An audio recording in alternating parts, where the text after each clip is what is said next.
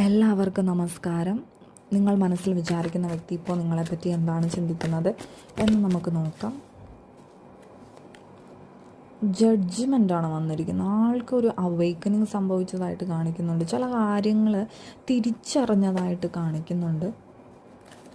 എന്തൊക്കെയോ യൂണിവേഴ്സ് ആളെ അറിയിച്ചു കൊടുക്കുന്നതായിട്ട് കാണിക്കുന്നുണ്ട്.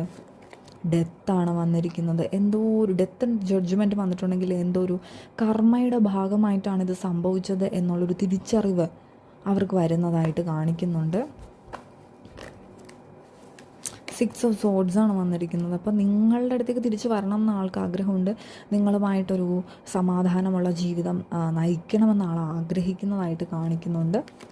ആൻഡ് മജീഷ്യനാണ്, നിങ്ങളെ മാനിഫെസ്റ്റ് ചെയ്യുന്നുണ്ട്. നിങ്ങളുടെ അടുത്തേക്ക് തിരിച്ചു വരണം എന്നാണ് ആൾ ആഗ്രഹിക്കുന്നത്. 9 ഓഫ് സോഡ്സ് ആണ്. ആൾക്ക് ഭയങ്കരമായിട്ടുള്ള ആൾ പുറത്തൊക്കെ വളരെയധികം സന്തോഷത്തോടെ ആയിരിക്കും നടക്കുന്നത്.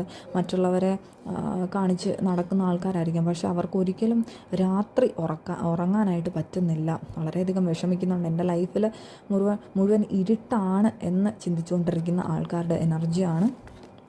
10 ഓഫ് കപ്സ് ആണ്. പക്ഷേ ലൈഫിലൊരു പൂർണ്ണത നിങ്ങളുമായിട്ട് വേണം എന്ന് വളരെയധികം ആഗ്രഹിക്കുന്നുണ്ട്.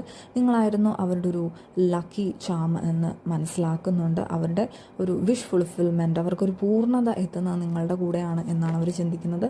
എംപററാണ് വന്നിരിക്കുന്നത്. പക്ഷേ ചില കാര്യങ്ങൾ പുറത്ത് അവർ കാണിക്കുന്നില്ല.